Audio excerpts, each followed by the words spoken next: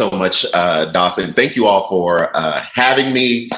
And I'm so glad that I was able to transition and make it here today, because this is going to be a great experience, because we're going to be talking about voting, and we're just going to keep it real, and we're going to have fun with it. And hopefully by the end of this, you will be encouraged to go and vote if you have not done so already. So again, my name is Quentin R. Giles. And most speeches you hear, people give you a little background. So I'm like, okay, cool. I'm going to give a little background. So in my former life, before I do what I do now, which I'll mention in a minute, I was a licensed master social worker, and I traveled the country as a social work consultant, just going around to different states and cities. So I've done tours, if you will, all up and down California, in Nevada, in Reno, and in Vegas, in Georgia, in Atlanta, here in Texas as well, as a social worker. Love the profession, but I wanted to do something more. I wanted to kind of transition out of that clinical work. And so I have this deep love of politics. For me, politics involves every day of our life. And I know it can be divisive, and I know it can be like super aggressive at times. And sometimes you don't want like your little cousin, or if you have kids to watch it, to watch what's going on. But politics really does affect us every day.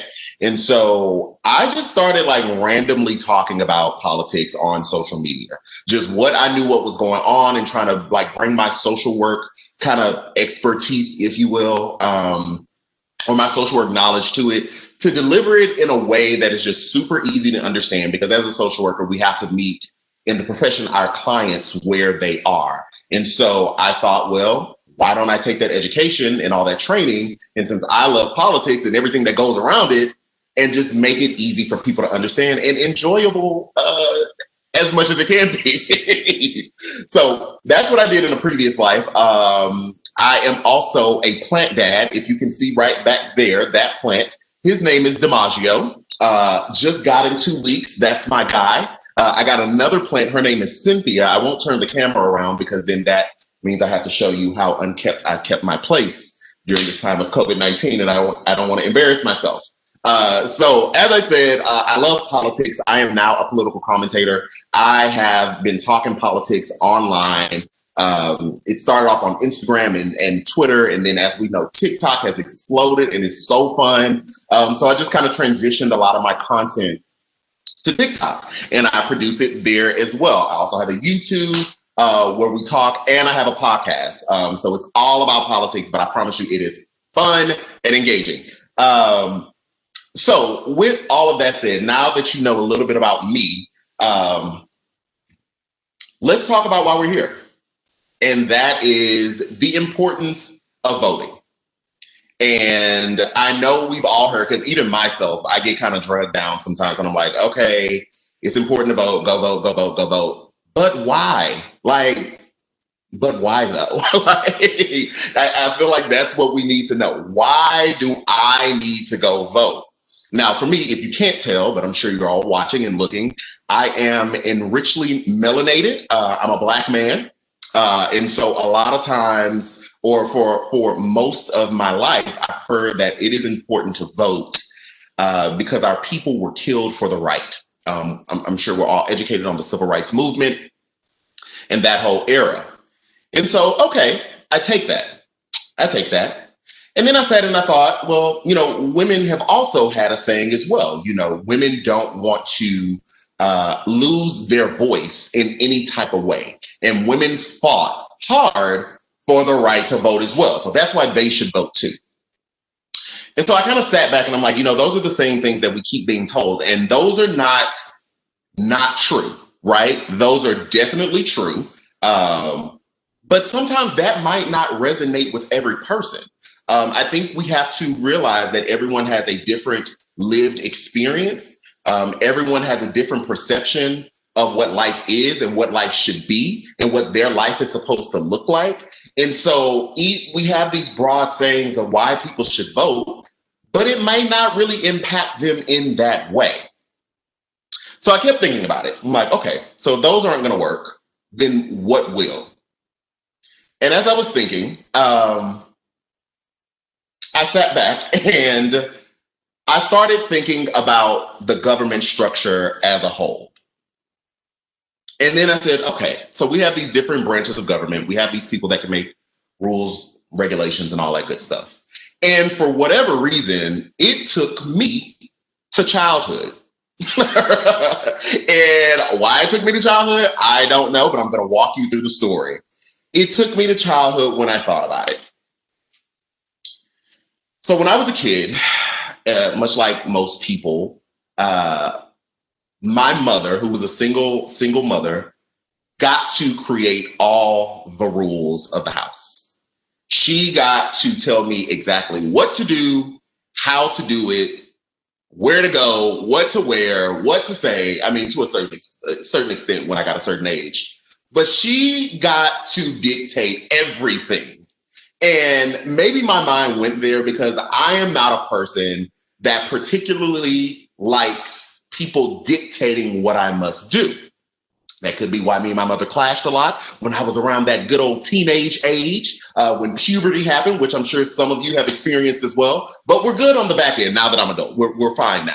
But at the time growing up, I didn't know as a kid that I really didn't like people telling me what to do. I wanted to chart my own path. I wanted to have agency in the things that were required of me or my day-to-day lived experience, even as a kid. And that shows me why there was so much pushback as I was being raised by my mother. But I started thinking about it, and my mom got to create all of these rules and regulations in our household. She laid down the law. That's essentially what her role was, and rightfully so. She was the parent. But she got to lay down the law of the house. Not only did she get to lay down the law, she got to choose what the punishment would be if those laws or rules, for the sake of the analogy, were broken. And not only did she get to do that, she got to oversee everything and push policy for the household as well. So that was how we were to dress, how we were to look, how we were to act. Even so much so, when I left the home, I still had rules that I had to abide by when I left. I'll never forget, my mom always used to tell me, whenever I go to someone else's house to spend the night, whether it be a cousin or a friend, that our home rules apply. So even if that friend's rules, parent had a different set of rules, I still had to abide by the rules my mother set for our home. One might even look at that like international diplomacy or international rules and regulations that I had to stand by. And so I started thinking about this structure in which I grew up in relation to the government. And I realized I grew up in an authoritarian government in my mother's home. And the beautiful thing about that, now that I'm no longer there, and I'm a fully fledged citizen, I don't have to live like I did when I was a child. Unlike my mother's home, our government, as we know, has three parts. We have the executive, we have the legislature or the legislative body, and we have the judicial branch. And so we have these different functions in our government that do different things. And again, unlike my mom's home, who did all things, we have agency in how these things get done. So how does that relate to voting? For me, I love the idea, just the simple idea of voting, because I have stake in the game now. I get to exercise and use my voice to choose people that will execute, plan, and implement the laws of the land. Now, does that mean I always get what I want? No. But I have a voice in that. I get to decide who I want to support. And even more so of who I want to support, I get to decide who I want to rally people behind. Because we all have a sphere of influence. Whether you're on TikTok, Instagram, or just in your day-to-day life, your sphere of influence are the people that surround you, are the people that allow you to have their ear. So in this idea of voting, I get to decide who I get to lobby for or push for or advocate for to be in positions of power. Now, even more so, I started thinking about this. I said, well, how does the government run? And in 2014, I thought about going to the Air Force when I was still on my social work path. I was in my graduate studies to get a master's in social work. And I was going to go to the Air Force because they had a civilian program for social workers and all this other stuff. Well, something happened as I was going through that process. The government shut down. And I said, wait a minute. Hold on one second. How does the government shut down? Now, how did you do that? And so as I began to look and figure out what that actually meant, not that they closed up shop, but that it was a budgetary issue, that there was no compromise between the bodies, our bodies in Congress and our executive, to continue to fund the government. I said, okay, well, the government is funded. Got it. Well, how is the government funded? Through tax dollars. Okay, cool. That makes sense. Everybody pay taxes. The taxes go to the government. It pays politicians' salaries and policies and procedures that we want to implement. Okay, cool. Well, I said, now, wait a minute. The legislative body or Congress, they get to set rules and regulations. They get to create laws that are passed. Now, there's some discourse between whether a president will or will not agree with it, and a president can veto. And, you know, we have veto-proof laws and all these other things, but then those same laws can be challenged up to the Supreme Court. So we have this whole structure, but at the base of it, we have a legislative body that gets to create the laws of the land. And unlike in my mother's home, I had no say in that. And so I sat back one day and I realized my tax dollars that fund these political appointees, well, excuse me, not appointees, that's a different subject, that fund these elected officials who get to create the laws impact me, because that essentially means I pay people to tell me what to do. I'm gonna say it again. Lawmakers, their salaries are funded by tax dollars. The laws that they put on the books, we all have to abide by. And we, the people, as long as you've worked, have paid into tax. Well, you should be paying into tax, but that's another story as well. And so our tax dollars, our money goes to people to tell us what to do. And so for me, that created this huge incentive to be engaged. I've always worked since I was 16 years old. And we know at 16, you cannot vote legally. You have to be 18. So I kind of feel like I've been prepaying to vote. If we're going to be completely honest, I have prepaid, you have prepaid for your vote, because your tax dollars goes to the government automatically, especially if you're working for someone. They are going to be taken out of that check and it's going to go there. And so that is so essential when we really think about it, right? That if you are one of those people that does not want to participate in politics or does not want to be politically engaged and inclined, you can sit out, but your money won't. And that was a huge driving factor to me, because that means that I'm still funding the thing, whether I agree with the thing or not. And so how do I then reclaim my time and reclaim my power back in this situation? Because you're going to get my tax dollars regardless. I reclaim that by voting.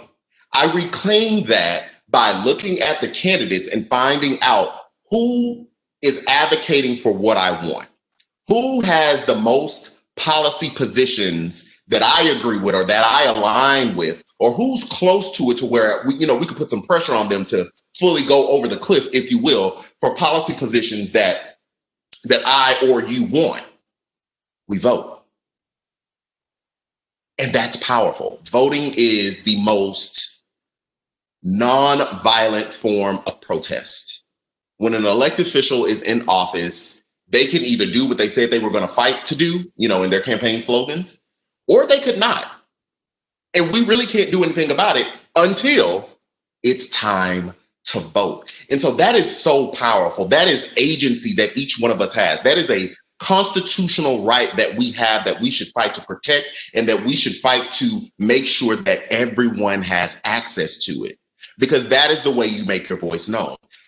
Let's say lawmakers, I'm going to say something completely outlandish, but let's say that lawmakers decided that at the age of 10, the government should supply smartphones to every kid at the age of 10.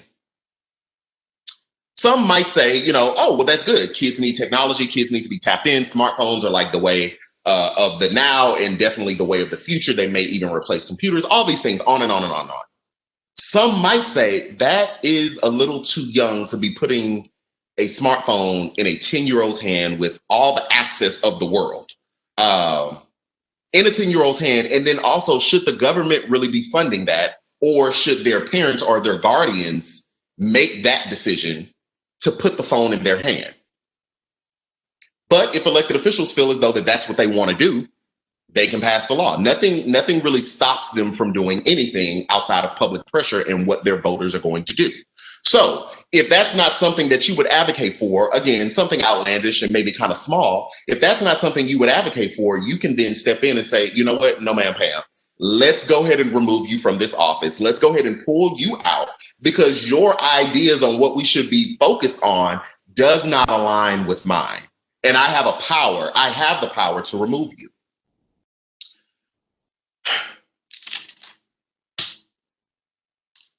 So not only that, so much has gone on in our world, and we know that 2020 outside of politics really is just like, who knows what's happening tomorrow. I think I saw a report yesterday about the murder hornets, and I was like, I thought we got rid of those months ago, but they found them again. And, so we just don't know what is about to pop off in 2020. And so with that, with so many things happening, just in the world in general, and in our political discourse, which we know is very toxic. It just is. Our political discourse is very toxic. And we have a lot of complaints that are happening right now. I think there was a recent poll that showed 70% of Americans don't feel as though the country is headed in the right direction. And that is at large. That was cutting across political lines. That was cutting across political ideologies. It was a generalized poll, not necessarily talking about one candidate or the other, just where is America headed, right? And so 70% of people believe that we're not headed in the right way. Now, my question would be to that 70%, I'm sure I'll never be able to reach all of them, is, well, what are you doing to change it? Not everybody is going to be a massive advocate. Not everyone is going to get up and go door knock. Not everyone is going to go to a protest. Not everyone is going to lobby Congress. Not everyone is going to join a civil and human rights organization. And that's fine. It is more than enough work for all of us to be in these different spaces. But what everyone can do, especially if 70% of us think at large the country is going in the wrong direction for these various multitude of reasons, the one thing that we all can do to rectify that is vote. That is literally the one thing we all can do. We can all exercise our voice to say which way we want this country to go. What people in power do we want to lead us in that direction? Or do we want to go in the other direction? It's many directions we could take. But if we don't vote, then the people that are in power will get to continue to make that direction. And I'm glad I'm here talking to university collegiates, brilliant students like you all, because historically, young folks like us, I'm not that far removed from university. I think I'm what year is this? I don't want to date myself. I'm 6 years removed. I went from undergrad to my graduate level studies within 2 weeks. Graduated undergrad, went directly into grad school. So I'm 6 years removed from the collegiate atmosphere. So I'm not giving you my age, but take that how you want to take that. But traditionally and historically, young folks like us, we are not a strong voting bloc. meaning enough of us don't consistently show up to vote in the polls. And that cuts across partisan lines, no matter how you identify in your ideology or politics. We traditionally don't show up. And so I bring that point up because when we don't show up, then our issues that impact us don't necessarily get addressed. And so if you think about seniors, one thing about seniors, they're going to vote. And that's on period. Seniors are going to show up to vote. They are a reliable voting bloc. And so you will see political candidates from whatever party affiliation they are on cater to seniors. You will see them try to get seniors to vote for them. You will see them introduce legislation and policy that benefits seniors. Why? Because they are a reliable voting bloc. Well, what does a reliable voting bloc mean? That means that that specific candidate, obviously they're running for office because they want the job. If they can get that population of people who are going to show up, who are guaranteed to a certain extent almost to show up, then they're going to win. So we always have this dynamic of our politicians catering to the people that are going to vote. Now, one could suggest that they should be catering to all people, and that is a fact. But when we're talking about politics and when we're talking about, I hate to reduce it to a game, but when we're talking about the game of trying to run for a position and the most votes wins, then it is the strategic thing to not spend all of your time talking to everyone, but spend your time talking to the people that you know will show up. It's unfair, but it's realistic. And if we, young folks, want our voices heard, then we got to show up. I'll take something that I think might cut across all political affiliations or ideologies. You all are in school. I too was in school at one point. Baby, school ain't cheap. Okay? excuse the ebonics. Okay, I'm from Texas. I don't know if I said that in my intro. I'm from Texas, down south, Houston, Texas to be exact. School ain't cheap. Okay? Student loans and interest ain't cheap. And let me be professional again. School is not cheap. Okay? Student loans accrue interest at a rapid rate. Okay? And so there's some discussion right now in our political discourse about, student loan relief and all this other stuff. But look how far we got until that conversation was a real conversation. Because we are not a reliable voting bloc. Now, what if we change that narrative? What if we engaged and decided that we were going to advocate for whatever school, whatever it looks like, whether that be free college, reduced college, grants, more scholarships, automatic student loan relief, whatever it is, we know that school costs and everyone has a cost. Whether you're paying it out of pocket, your parents are paying it, student loans, grants, whatever. There is a cost associated with going to higher education. And so what if we were the ones to show up in our massive numbers, because it is a lot of us, if all millennials or young folks that are in college, Gen Z as well, showed up to vote, we could really do damage. And I mean damage in the best possible way. Do damage to a system that may not be looking and paying attention to our needs. To say, yeah, just like you take care of seniors, I want you to take care of me as well. Just like you are trying to put in policies and procedures that make it comfortable for my parents in various industries, we want that as well, because our generation is different. School cost has gone up since our parents and our grandparents' time. We have different things. Housing has gone up. So how do we make that more equitable for everyone?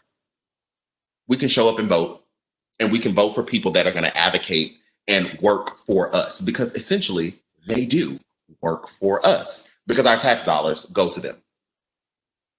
Also, by voting, why is it so important? I'm not sure if anybody has kids on the call. I don't have any kids. Those people take a lot of work.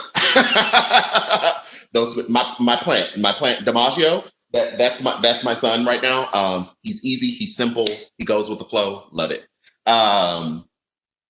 But we vote because we want to set up the next generation, right?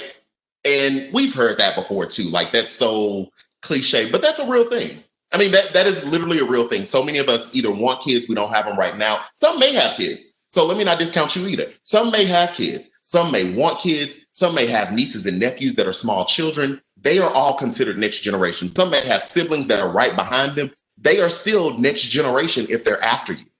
And so we have an opportunity to vote to create a system and a society and a set of laws that benefits the people as well that follow after us. That's the only way our civilization succeeds and continues to thrive. The people behind us rise up, take those leadership positions, and they run with the torch. We right now, being the young people, the torch is either being handed to us or has already been handed to us. So that's great. Cool.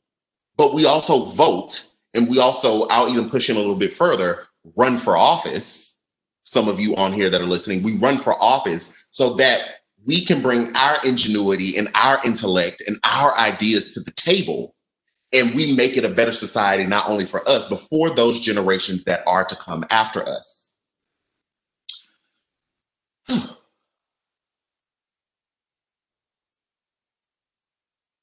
Another thing why we vote is because we can sometimes have a false sense of what our political discourse really is and what people think. We live in these echo chambers. And what's an echo chamber? An echo chamber is essentially a sphere that you operate in that continues to reaffirm what you already believe. And so that is your friend group, your close family group. Even if you listen to specific news, even on social media, because of the algorithms know what you like, what you don't like. And it shows you that to keep you, on platforms longer. And so we live in a society at large, but we live in these subgroups, if you will, that continue to reaffirm what we already believe. And I'm not coming against that. Nothing wrong with that. I get that. I live in an echo chamber myself. I acknowledge it. Of course, I think all my ideas are right, as does everyone. But we have to acknowledge that we live in these echo chambers. And these echo chambers are not necessarily reality. These echo chambers don't really represent us at large, because I could, just like I, may think my ideas are always the right ideas, are always the best ideas, my fellow man or fellow woman might think the same thing and have a different political ideology than me. Going back to the example with the 10-year-old and the smartphone, I might say, yeah, that's great. The next person might say no, and we might battle to the end to find out if that's right or not. But if I am only focused on my echo chamber, or if I don't feel the need to go vote because in my echo chamber, everyone already feels the same, I make a misstep in thinking that everyone outside of my echo chamber feels the same as well. And that's then when we have elections or we have candidates succeed that blow our mind, that we never thought would have succeeded and we never thought would get that office, because we are operating under the impression that everyone thinks like me. Of course, that's the way we should go. But that's not true. And so we do ourselves a disservice when we do that and when we don't go exercise our own individual vote. Like I said in the beginning of this presentation, we have agency. We have stake in this game. We have the ability to lobby for certain candidates at the state, local, and federal level. And we have an opportunity to attempt to convince people to see things the way we do. And even if we fail at that, we still have an opportunity to go out and cast our vote and not depend on society at large to kind of come into an agreement with us, or assume that the society at large will come into agreement with us. We have that opportunity to do it on our own and to make our own voices known. Voting also re-engages you in society. And like I said as well, I know our politics can be totally toxic. Even me working in it, sometimes I have to debrief. I have to back away. I have to, okay, that's enough reading the articles and that's enough watching the news for the day, because it can consume you. But it's a real thing, because politics plays into every day of our life, from the roads we drive on to the emergency services that we have. Politics is involved, to the schools that we're in. to the taxes. Yeah, I'm big on them taxes. To the taxes that we pay that employ people to tell us what to do. We interact with politics every day. And so by voting, that re-engages us into society. That makes us plant our flag and say, hey, this is what I'm advocating for. I am in this. I am an American citizen. I am a naturalized citizen. I have stake in this. I have a constitutional right to participate in this thing and make my voice known. So here I am, here I stand, and I'm going to vote. And so it's a way of re-engaging you into the society at large. It kind of steps you outside of that echo chamber. You get to cast your vote from that echo chamber. Voting will also help decide the quality of life for us all. Even today, I spoke about the next generation, but even today, day to day, things could happen. And so we always hear that this is the most important election. This is the most important election. This is the most important election. Okay. Every election is the most important election. And I don't say that facetiously. Every election really is the most important election because anything could happen. Anything could happen. We don't know what's going to happen tomorrow, but we have the elected leaders that we either voted in 2 years ago or 4 years ago. And based on our previous vote some years ago, will decide our next course of action. Because those leaders that we elected, or whether you participated or not, those leaders that are in position have to respond to whatever happens tomorrow. And so every election is the most important election. If I can't drive that enough, that is the biggest takeaway. Every election is the most important election because you don't know what is going to happen from day to day. But you do want to ensure, or I would think and hope you would want to ensure that whoever is in these positions can, one, do the job, and that they can protect you or that they can push you forward in whatever forward looks like for you. But you can only do that once you are engaged in the process, re-engaged in society, casting your vote from your echo chamber. That is how you do that. By everyone voting, that will also force elected officials to ensure policies and laws that help everyone.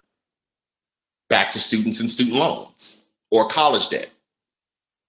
From seniors and how do they get by? From our parents and what does their 401k look like? We all have these various different needs in the society.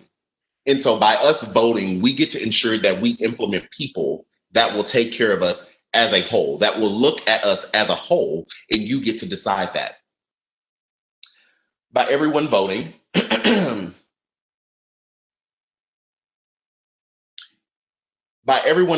it also holds those elected leaders to account. That means we can now push political movements that we want.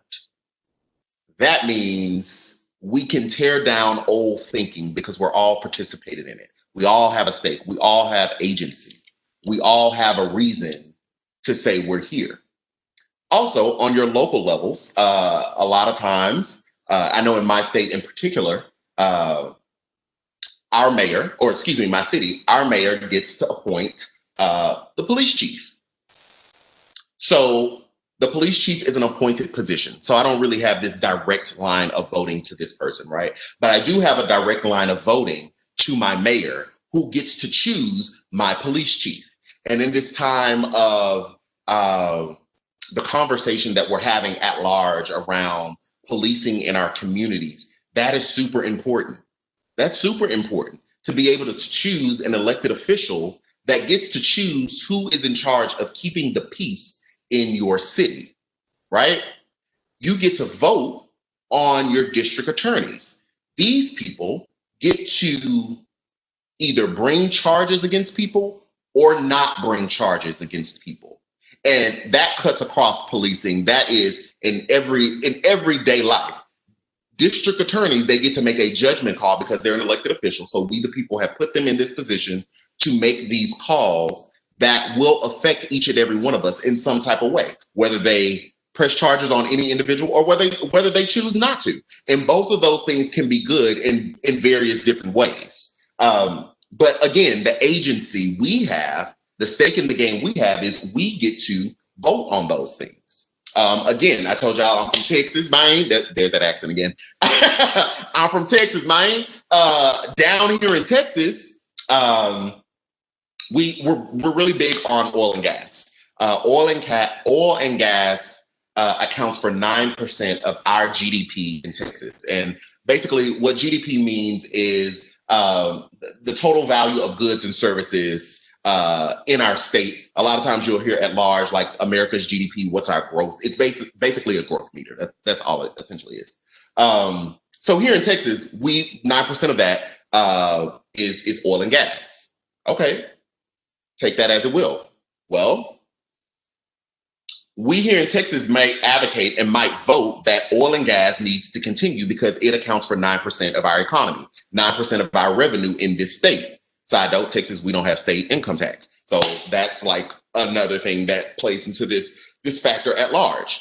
But somebody else up north or out to the west or out to the east, or maybe even here in Texas as well, might say, well, oil and gas is damaging our climate. And so I'm going to advocate against that. And so now we have a chance to have this civil discourse. Now we have a chance to bring about competing ideas, and we all have a chance to vote the way that we think we should go.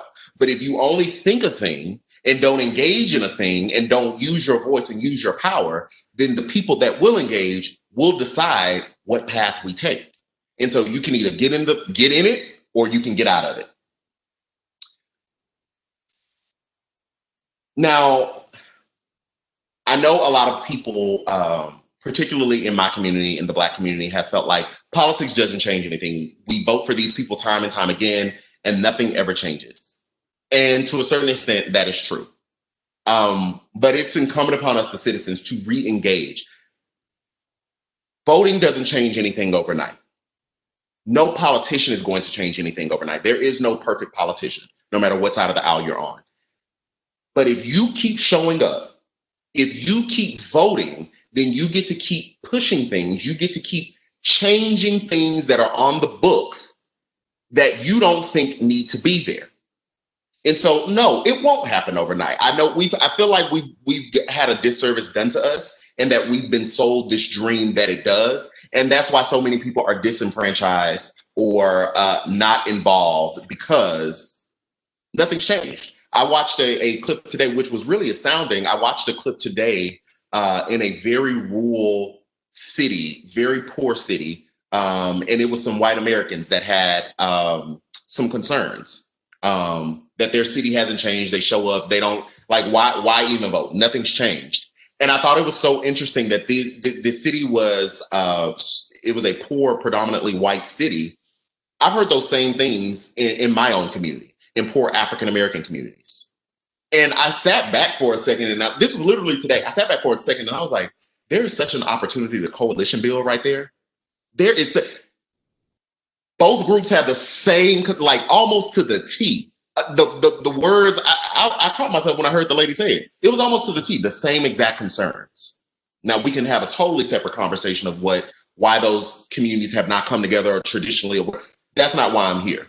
What I am here to say is I heard someone say that they have the exact same concern that I have for my people back in their community, or a community that I grew up in. And so now that is an opportunity to coalition build. Who cares what political ideology you're in? Both of these people groups are saying the conditions that they are living in is terrible. And that why should we even vote? Our political or our elected officials have done nothing. That's an opportunity to coalition build and not only press the elected officials that we have, but remove the ones that have allowed the conditions to remain the same. That's an opportunity. But we only get the opportunity if we vote. Like, I can't stress it enough. That's the only way we get the opportunity to change the status quo. The only way we get the opportunity to break down generational cycles of poverty, generational cycles of despair, and having people feel disenfranchised from their constitutional right to vote. Yes, people have fought and died and were killed for this right. But even more so, it is incumbent upon us to keep pushing it forward. We don't have to fight and die and be killed for it. We got to fight for it. and we fight by keep showing up. When we vote, we're saying, yes, I am going to participate. Yes, my perspective counts. Yes, I'm in this for myself and my fellow American. Yes, I am here. I am here. We all know our Constitution didn't see all of us in the beginning, but we're here now. Yes, when we vote, I matter. Yes, my voice will be heard. And so for me, voting is the great American equalizer. It doesn't matter how rich you are or how poor you are. All of us gets one, and all of us gets a chance to make their voice known. It is my hope that each of you will go out and exercise your constitutional right to vote, not only because people died for it, or not only because people fought for it, but because it's your voice in this game. It's how you get heard. It's how you change things. It's how you make the system work for you, because the system is supposed to work for you. I hope you all have enjoyed. I am Quentin R. Giles again, and this has been great. I am open to questions or however we are going to move forward. Thank you so much, Quentin. That was wonderful. Yeah, we're going to definitely open it up for questions. Any of our participants want to put a question in the chat or in the Q&A section. Quentin, can you see those on the side of your screen, the chat and the Q&A section? I see the chat. Okay. Okay, wait, here's Q&A. Okay. I think one question in the Q&A, and then if anyone else has any more questions, put those in the Q&A or in the chat, and we'll get those answered. If you want to go ahead and answer that one question there in the Q&A. Yeah, so the question says, can you talk a little bit about the Electoral College? Ooh. I can. Let me choose my words wisely. Yes. So with voting, I know a lot of people feel, let's say this, I know a lot of people feel disenfranchised because they say, you know, why even vote, especially in the presidential election, because the Electoral College chooses them anyway. And what I would say to that is voting, I look at voting like a game of chess and checkers. And I hate to reduce it down to a game, but that's the best analogy that I have. But I look at it like chess and checkers. So at your local and state levels, it's checkers. It's, you know, a jump, a move. Most votes wins. In your presidential election, you have the Electoral College, which selects the president. That is a game of chess. And so that is who is going to get the most Electoral College votes. And so we hear a lot about swing states and all these things. That's because they carried a certain amount of Electoral College votes. And so we have to be strategic in our coalition building, because that is the system that we have today. I won't tell you whether I'm advocating for continuing it or abolishing it. But what I'll say is that is the system that we have. And so we have to be strategic also in our vote and in our coalition building.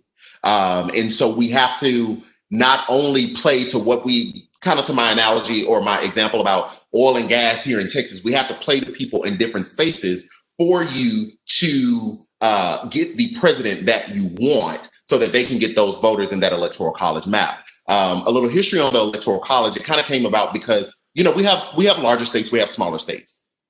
It was a way to not allow larger states to exert their will over a smaller state. So like, let's take Rhode Island and Texas. And I'm in Houston. I live in the city of Houston. My city is larger than the state of Rhode Island. So me being in Houston, Texas, if we did have a vote to vote, kind of like all of our other positions, that means we could essentially knock Rhode Island off the map. Now, there are some that would advocate for that says, you know, we need to go to that. It makes no sense to do it this kind of chessy type way. But that's what we have. And so you have an opportunity. You do have an opportunity by voting to elect officials who either want to keep that in place or want to get rid of it. But you have to show up and talk about it. Let's see here. The second question says, what would be the best way to educate ourselves before Election Day? Great question. Great question. So wherever you are registered to vote, you can go to vote.org. One, to check your registration. So that's good. So one, make sure you're registered and find out polling locations and stuff like that. I like Ballotpedia. It lists everyone that's running like in your state and in your area. Or you can always Google like who's running in the city for what. And a lot of local newspapers will give you the names because they're searching for the people that are running as well. And then from there, what I would say is, yes, read articles on them, but I would go to these candidates' websites. It takes work. Let me not discount that. It takes work because there are so many different positions that are on the ballot outside of our presidential election. You have so many other positions. You got your state legislature, you got your Congress. I mean, you got your railroad commissioners, you got all that. So it does take work. So I would go there and find out who's running and for what position. Go to these people's platform webpage.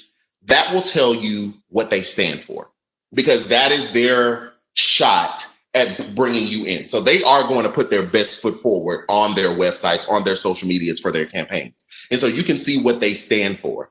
Then what you do is you do a little bit more digging.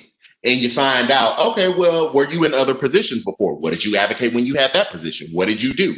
Some people move across state lines. So why, not that you can't come over here and run for something, but what if I'm in Texas and, you were in Florida, what did you do in Florida before I vote for you here in Texas? Those are questions you have to ask, but that takes research into the candidates. And everyone is going to be different. Some people value certain positions more important than others. They are all important. But again, based on what it is that you want to see, some may take a hierarchy for you, for a hierarchy, in your thinking. So that would be the best way to educate yourself on these candidates. This is what are your ideas on how to get away from a two-party system? Now, they told me when I came not to be partisan. So...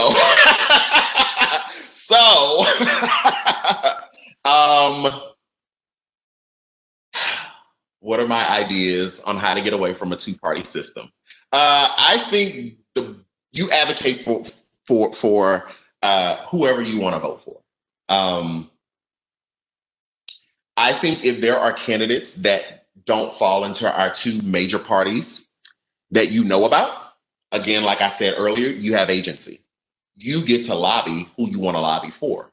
So if that means posting them on your social media, if that means chipping into third-party candidates or fourth-party candidates or fifth-party candidates, because there's a lot of parties out there, fifth-party candidates donating to their campaign. The way they get their name out is by dollars, by money, just money. And so because they're not a part of our major two-party system, it's going to be harder for them to get on the airways, on commercials. Ad buys are insanely expensive. It takes money. So you can contribute like that. You can offer your time to campaign to work on their campaign. I find that a lot of candidates that are not running in our two main political parties, they are looking for volunteers. They are looking for people to run on their campaign, because most people won't find the value in it. So you have to get engaged in it. You got to bring your friends along, your family along. You got to do the work. That's how it happens. You got to do the work. Let's see. Is there a good politically neutral news source that you know of? I would say no. The only reason I say no is because everyone has a perspective. We can be as less biased as we want to. We can identify our biases. We can try to remain non-partisan, but everyone still has an agenda. And agenda is not a bad word. I feel like for a long time, agenda, especially in our political discourse, has gotten a negative connotation. An agenda is not a bad word. My agenda today was to activate you all and hopefully to get you all to vote. I didn't say for who, just to vote. So would we consider my agenda bad?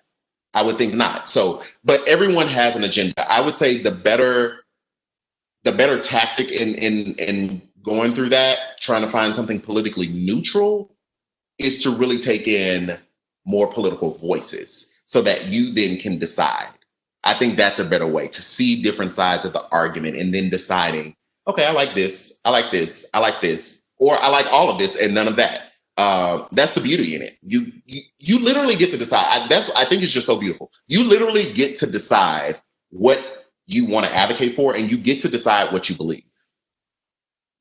Let's see. The next question says, "What would you say about building coalitions to groups of friends or family who differ in individual political ideology?" I would say try, just like I saw on the news clip today when I realized that particular town had some same issues. That's where you start. Where do we agree? We can belong to these different parties or not, but where do we agree? Where's our baseline? And you start from there. Just like with any friendship, I think that building consensus is not difficult. It's just like any other relationship. I mean, outside of family, because I guess you're kind of, just built into them. But like, we pick friends based on commonality. Like, nobody is just going out like, I don't like anything you like to do. I don't even like your personality, and we're going to be friends. That's just not how that works. Maybe frenemies, maybe that's Mean Girls. I don't know if I'm aging myself with that movie, but that's just not how that works. So I think by finding where you agree, finding a baseline, and that's how you build coalitions. You don't have to agree on everything. And I definitely reject groupthink, but I do encourage general consensus. That's a real thing. So find out what you all agree on and start from there. Let's see. Our next question says, with the feelings of not liking any candidates on certain issues and ballots, instead of completely abstaining from voting, what would you recommend those individuals do? Wow. That's good.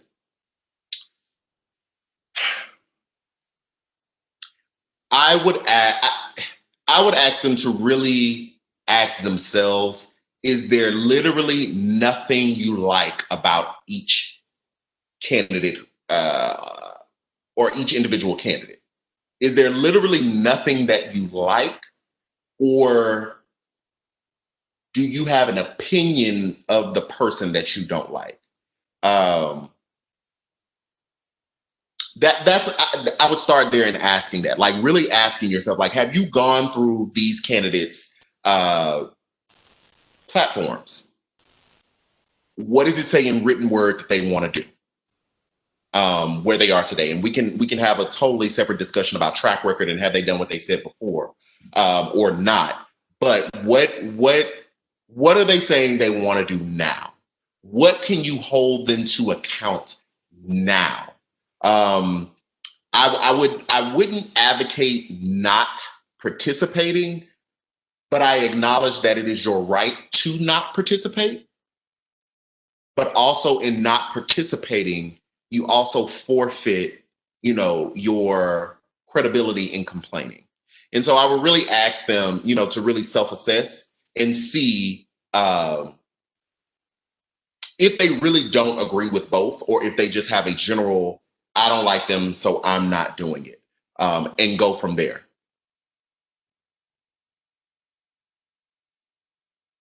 I believe that's all the questions I see. Let me go to the chat. Okay, yeah. All right, perfect. Does anyone else have any questions really quickly before we begin to wrap up?